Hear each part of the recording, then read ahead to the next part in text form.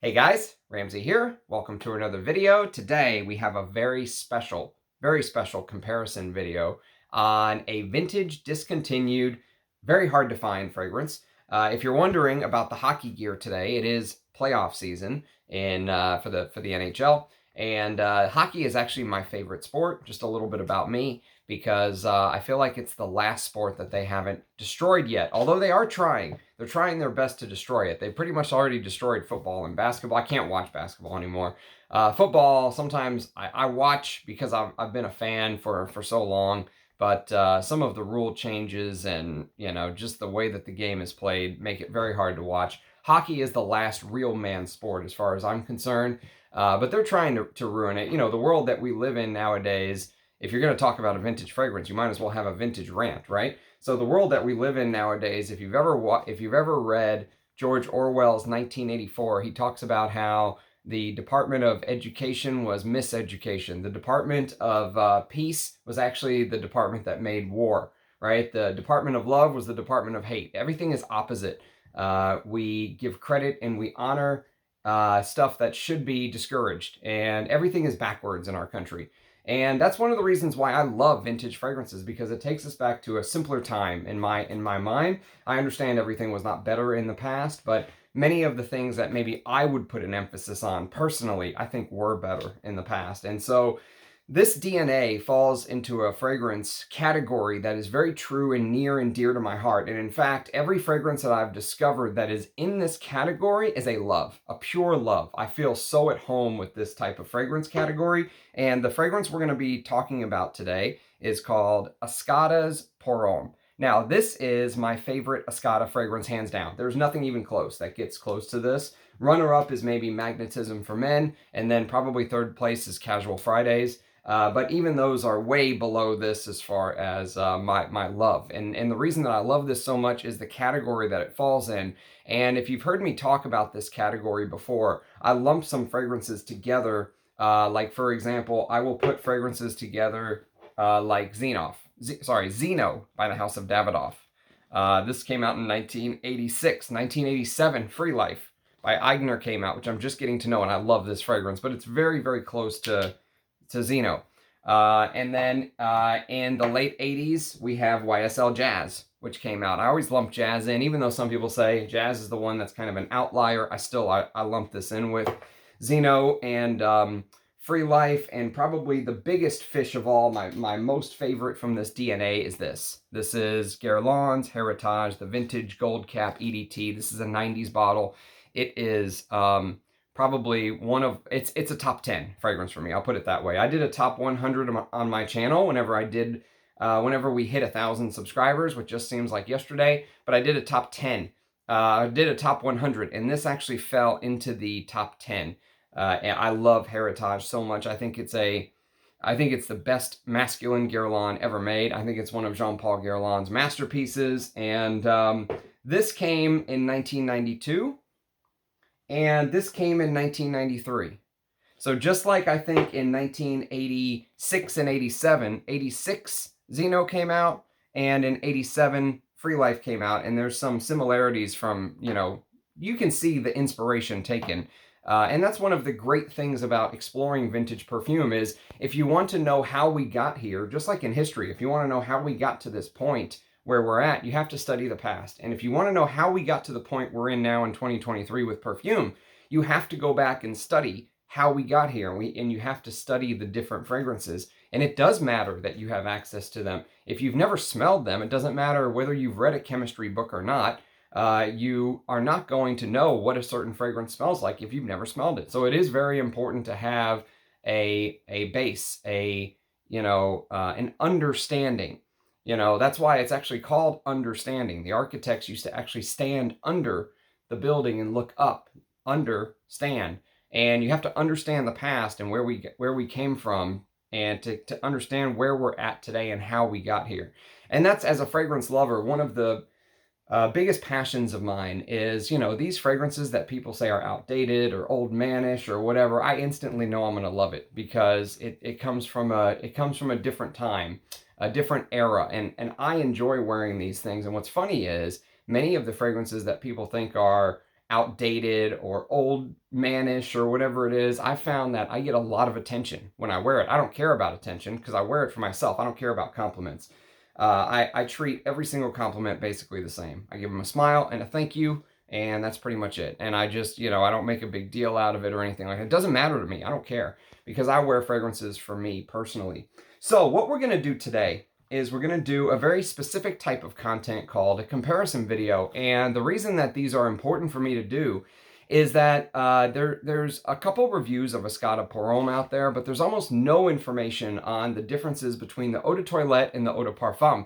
And this type of content is why some people in the comments have started calling me professor, because I like getting into the nitty-gritty details, and I like doing this for FragCom. I like feeling like I'm really contributing something to the fragrance community. Not just doing a top 10 list. A friend of mine said a monkey could do a top 10 list, and he's right.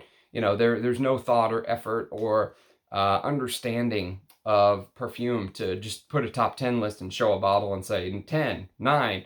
At least when I do my list, I try and give a little bit of a blurb about my experiences with them and my thoughts with them. So this video is going to compare the eau de toilette of Escada Pour Homme to the very hard to find eau de parfum. This is a 5 ml mini that the great Anuj at Enchanté Perfumes hunted down for me. I told him that the collector in me wanted the eau de parfum of Escada Pour Homme, and Anuj found this for me. And I was a little disappointed at first because I wanted a big bottle, but now I'm actually happy with how it turned out, and I'll tell you why once we get into the review, to the comparison. So first of all, let's start with the EDT, because I have lots of experience with this, years and years of experience with this. This is, like I said, my favorite Escada fragrance of all time. The release date was actually 1993. And interestingly enough, I don't think we know who the perfumer is. I don't know if Escada disclosed it or not, but I don't think that the perfumer was disclosed. I don't see any perfumer listed on pretty much any of the sites, whether it's Base Notes or Parfumo, or there's a new site called WikiSense, and it's nothing there. I mean, Escada, I know Escada is a German brand, and but that's pretty much all we know about. We don't know who actually made this fragrance. If anyone knows who the perfumer is, I would love for you to leave it in the comments, please. But let's start with the EDT, since I have loads of experience with the EDT. And basically what the EDT opens up with is it opens up with this sort of boozy cognac note. And it's a boozy, ambery, spicy accord with this beautiful lavender. And you can almost sense the lavender in here. It's not like you're gonna, when you smell it, you don't usually go, oh, lavender. A lot of times it's very well blended in these type of fragrances, and that's what you get here. You can detect lavender. It almost feels like you can feel its presence. You're alerted to its presence by the smell and the construction of the fragrance. And it's sort of a herbal lavender that will remind you of some of my favorite fragrances of all time, like we talked about just a minute ago. Jazz, Free Life, Zino, Heritage. I think this probably took its cues from Guerlain's Heritage, because this was actually a star. When it came out, this was a huge hit. Guerlain's Heritage sold like hotcakes, and Jean-Paul Guerlain struck gold with Heritage. And the most brilliant thing about Heritage, and one of the reasons why I love this fragrance so much, and it's so true to my heart, is it is a true heritage of the House of Guerlain. Everything from the bottle design, which is supposed to be Foucault's pendulum, which is supposed to show that the pendulum is not moving, it's actually the earth that's spinning. And this is the fragrance that the rest of the Guerlain line spins around. You can smell Mouchoir de Monsieur in here. You can smell Abbey Rouge in here. You can smell just all of these vintage Guerlains from the past. You can smell them in Heritage. And it's a perfume that is easily, this could be a daily driver for me. Easily a daily driver for me. And the reason it could be a daily driver for me is because I can put this on and just be at complete peace and happy wearing it, not have to think too much about it. And yet, it does get the gears turning. It does take that perfume the nerd, the perfume geek in me kind of to the next level, and you really want to get into some of the details and explore what is the similarity between past Guerlains and Heritage, and it does that. And so when I found out that Escada pour Homme was very similar in construction to Heritage, I had to go find a bottle. And luckily, I was patient and I got a decent price on this, but bottles of Escada pour Homme can go for crazy, crazy money. They are very expensive nowadays and very sought after. And I think people are starting to realize what the perfume industry lost, how great perfumery was in the 70s and 80s and even early 90s. This Chris from Scentland, if you go watch his review of this, he calls this a very brave release. And the reason he calls it a brave release is in 1993, this was sort of the beginning of when that aquatic wave really came along and all of the houses started to shift to the aquatics. And so for Escada to stand firm and release something like this definitely shows that they had some intestinal fortitude back then. They didn't just release something because it was popular at the time. They released something that they truly believed in, and they released an absolutely beautiful scent. So when you first spray Escada pour Homme Eau de Toilette, you're basically hit with this sort of pungent, tart, almost like this acrid, almost bitter orange, okay? So think of like this bitter, boozy orange that stays very rooted in the past, okay? It always reminds you of the days in the late 80s, early 90s of this fragrance DNA. You're going to instantly get that, but you're going to get this very bitter, very acrid, very tart orange. And that orange is instantly mixed with some spices. So you're going to get some pimento. You're going to get a little bit of bergamot, which adds a slight amount of this sort of fizzy. Bergamot, when it's very well done to me, always adds this sort of fizziness to a fragrance. And if you ever smelled something like Shalimar, and the way that bergamot in the top just sort of sparkles, there's a little bit of that here with a touch of Italian lemon and the star of the show. And the star of the show creeps up. One thing about this fragrance when you first spray is if you just spray and smell, it takes a little bit for that alcohol-like smell to kind of dry away. The first 10 to 15 seconds is almost a wash. You can't just spray and smell. You have to wait a little bit. And once that starts to dry away, that's where you'll start to notice that ambery, spicy, sort of beautiful cognac note. And the cognac note is it is sort of the note that separates this from its competitors in this style, if you will.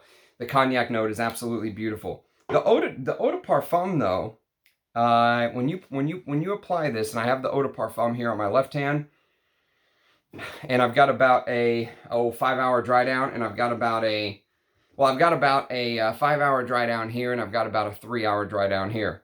So I was just kind of comparing some of the openings a couple times today, and so what ends up happening with the eau de parfum, instantly enough, and if you twisted my arm without getting into all of the nitty-gritty detail, if you just twisted my arm and said, Ramsey, give us the 30-second overview. What does the eau de parfum, how does it differ from the eau de toilette? The eau de parfum, in a nutshell, the biggest difference is this, that between the two scents, the eau de parfum brings in much more of this powdery vanilla. Okay, so while in the eau de toilette, it takes hours and hours to start to dry down and get to that, there is still this slightly powdery vanilla with a little bit of tonka bean and some sandalwood in the base of Escada pour Homme, but you really have to wait until the late dry down to get there. Almost, when the fragrance starts to get a little bit fuzzy. This 5-6 hour mark actually is really when you'll start to notice more of that vanilla, tonka bean feel start to come to the surface on the eau de toilette. On the eau de parfum, though, the biggest difference is that you're going to notice it almost instantly. The eau de parfum, it feels like what the perfumer ended up doing, and I wish I knew who the perfumer was, but it feels like what they ended up doing is they ended up adding this almost like Play-Doh heliotrope note to the fragrance that mixes with this sweeter sort of vanilla with that tonka bean from the very get-go. Like it just climbs the ladder up the pyramid, the fragrance pyramid, and hits your nose right from the beginning. And the addition of the extra vanilla in the tonka has this unintended effect. on the eau de parfum. The unintended effect is that it cuts down on your ability to sort of focus on that boozy, spicy, tart opening that you get in the eau de toilette.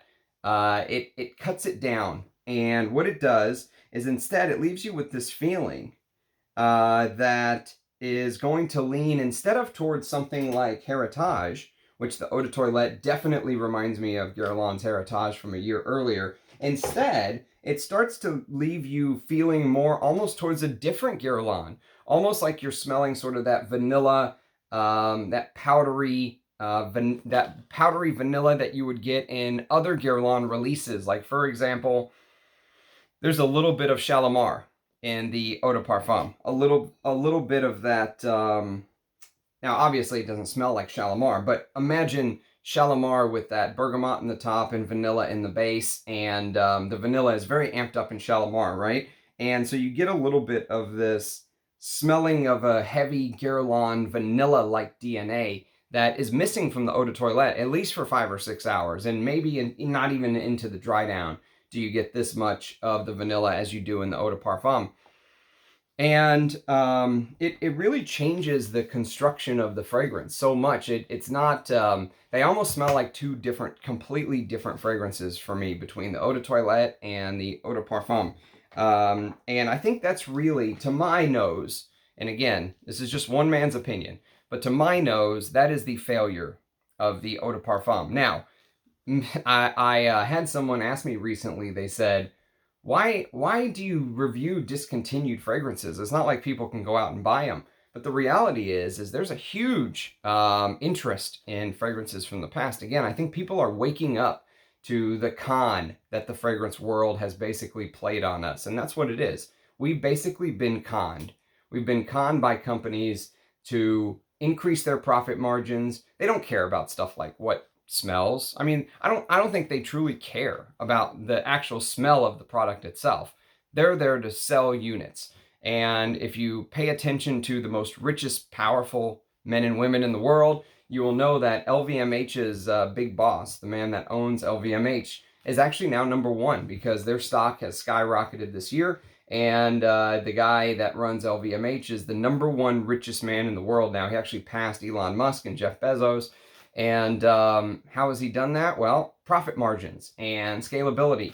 And if you've smelled any of Dior's fragrances or Guerlain's fragrances, or if you have if you've smelled some of Celine's fragrances, which LVMH owns, pick an LVMH product, Kenzo, any of them.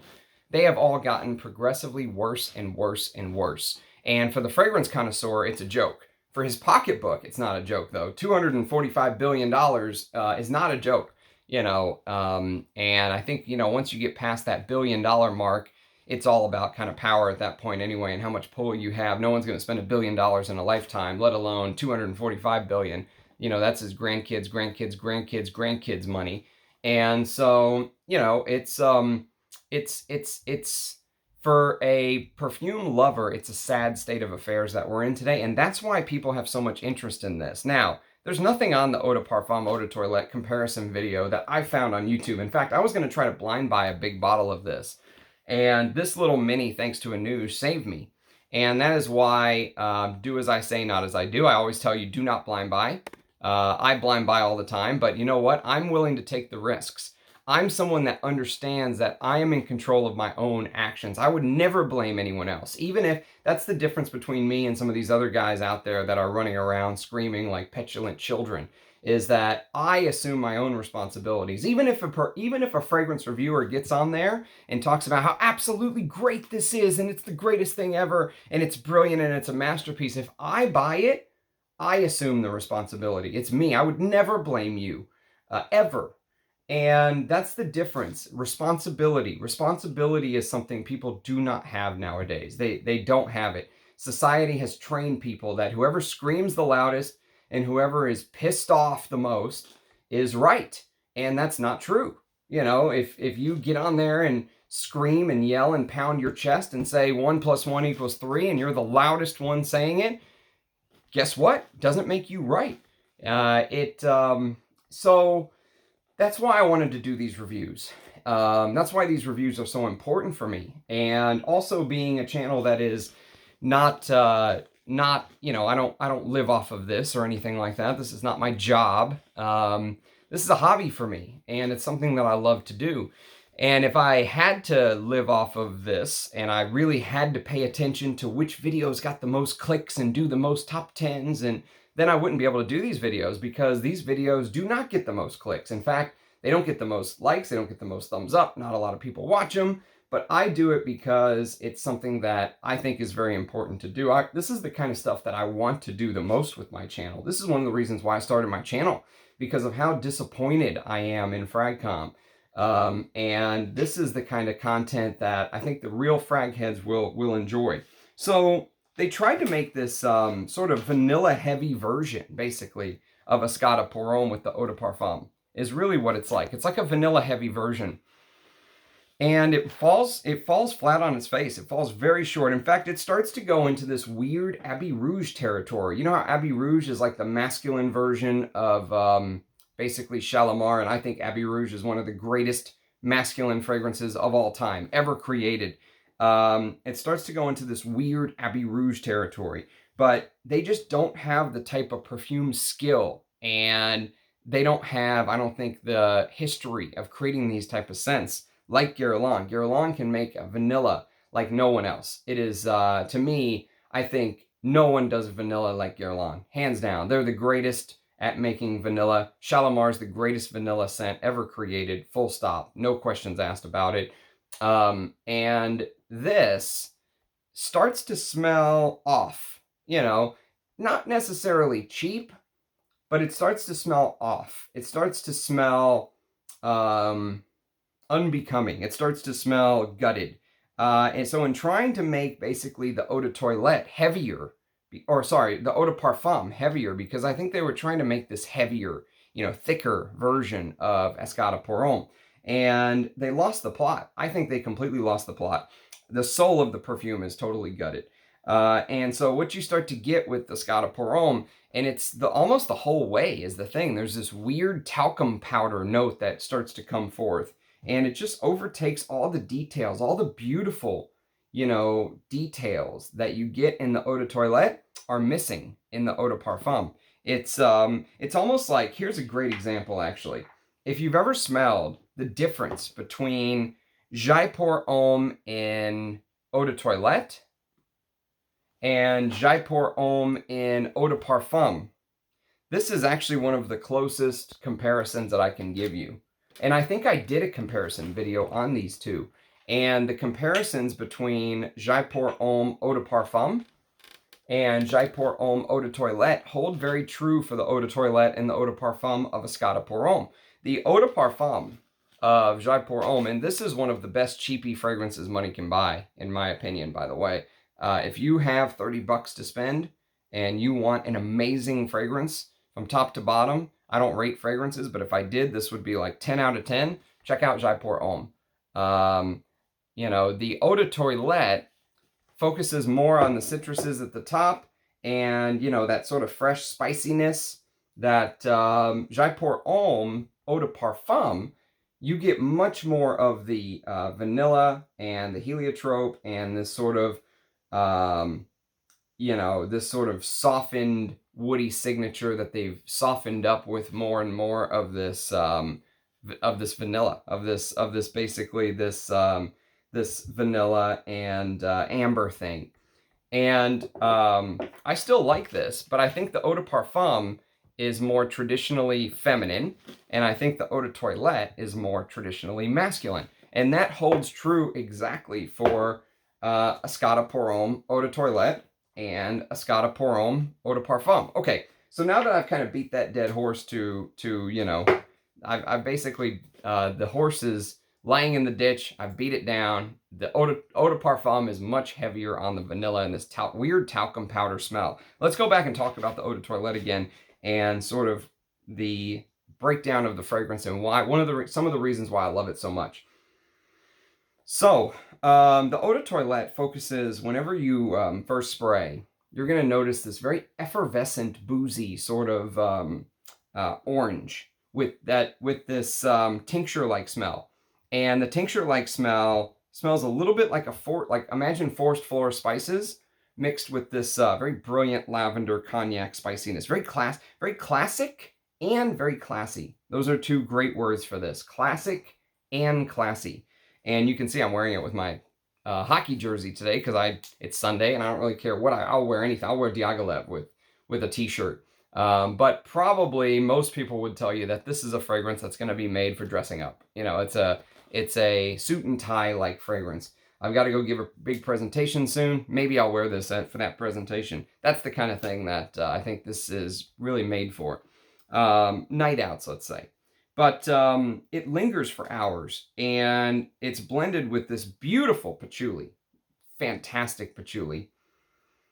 But the patchouli is nothing like the fragrance, nothing like the patchoulis of the 70s. It's not like you're smelling something like Jovan's Sex Appeal for Men or Givenchy Gentleman from 1974. I don't think it's anything like that. I think, again, it's more like that chocolatey earthiness that you get in Zino and also Heritage. These two are great comparisons for the way that the patchouli is done. But what ends up happening is the brilliant stroke of brilliance in Escada Pour Homme Eau de Toilette, to me, is that there's this sort of look over there cognac note that Escada Pour Homme does. It's like this, you know, it's like, obviously it's Escada studied what was popular at the time, and they wanted to put out something simpler, but they wanted to give it their own twist. And the own twist is that, again, that look over there cognac note that just sort of steals the show. It creates this mirage of this this sort of orangey booziness, something you would almost expect to smell in a. There's a little bit of this, you know, ambery 80s facet to the way that the to the way that the booziness is done. Imagine some of these ambery fragrances from the past, Lagerfeld Classic or Obsession for Men. But imagine that you took a little bit of that, and that's very true of the Eau de Parfum too. Imagine more of that vanilla ambery bit in the Eau de Parfum. But in the Eau de Toilette, imagine you took that sort of booziness and mixed it in with this sort of orange line that just runs down the fragrance. I talked a little bit about this orange line that runs down the fragrance in Aramis's JHL as well. If you've ever smelled JHL by Aramis, you will get sort of this orangey feel that just runs straight down the middle of the fragrance. And it's here too. It's in Escada Pour Homme. But what they've done is that orange line just turns boozy. And they say cognac. I probably would have a hard time picking out cognac if I was forced to say what type of boozy note is this. Would I be able to look at this and say, yes, it's cognac? Maybe, but more likely I would probably just say this sort of general booziness. And it creates this, you know, mirage. Mirage is actually a good word, because there's this mirage of notes that sometimes give off this 80s sort of powerhouse-like feel. Sometimes it gives out this sort of eminently, you know, but also eminently wearable to my nose is the thing. So yes, there is this 80s powerhouse, you know, heavy vintage masculine feel, but I could wear this anytime, any day. I'm so at home in this DNA. I love that stoic vintage masculine feel of the EDT. It does have a floral heart, okay? So there's a floral heart that just mixes with that green masculine patchouli. There's this floral heart, and the floral heart is carnation, geranium, and to my nose, maybe a little bit of this rose, a splash of this rose. And so those crisp, spicy florals blend with sort of that green, earthy patchouli. And it just adds this comfort to me. You know, like I'm just at home. Like I'm just, I am so comfortable in these type of fragrances. I could wear this anytime, any place. It just, it screams my name. You know, this has Ramsey the Ram written all over it. And the EDT is much more traditionally masculine. But if there are some ladies watching this, and you know, even though I would say if you're going for the more traditionally feminine of the issues, then it would be the Eau de Parfum. If you are going for but I would say this. So if you're going traditionally feminine, the eau de parfum is that fragrance because of that extra vanilla, that talcum powder vanilla. And this is the EDT is the more traditionally masculine. But if there's some ladies watching this, don't pass up the chance to give the EDT a chance, because I think that even with the blending and what it has, just because I say it's more traditionally masculine, you very well may like this more like I do. I think there's a lot more detail and more structure to this. The vanilla of the eau de parfum just sort of makes everything more hazy. You know, it just sort of, like you wrote in pencil, and then you took your finger and you, took some water or something and just smeared the line of the pencil, right? That's the feeling of it. So yes, that's sort of my take on Escada Pour Homme. I think this is by far my favorite Escada fragrance. I have to give a special shout out to Anuj at Enchanté for finding me this eau de parfum mini. It saved me from buying a full bottle. Actually, if I got anything, I would probably back up the eau de toilette. So that's my 2 cents. I would love to hear you guys' thoughts as well on Escada Pour Homme. If you have experience with it, if you're interested in it, do leave me a comment down below. I love seeing your faces in the comments. I love the support you guys have given to me in the channel. It's been unbelievable. So thanks to everyone who watches and comments and likes and subscribes and all the stuff that's important with YouTube. It does really help. And hopefully I'll be able to see you guys very soon. I will probably be doing some I'm going to be doing some busy work here for a little bit, but I'm going to try to get in as many videos as I can. So leave a comment. I try to respond to every single one. Thanks to everyone for watching. Cheers, guys, and I'll catch you next time. Bye-bye.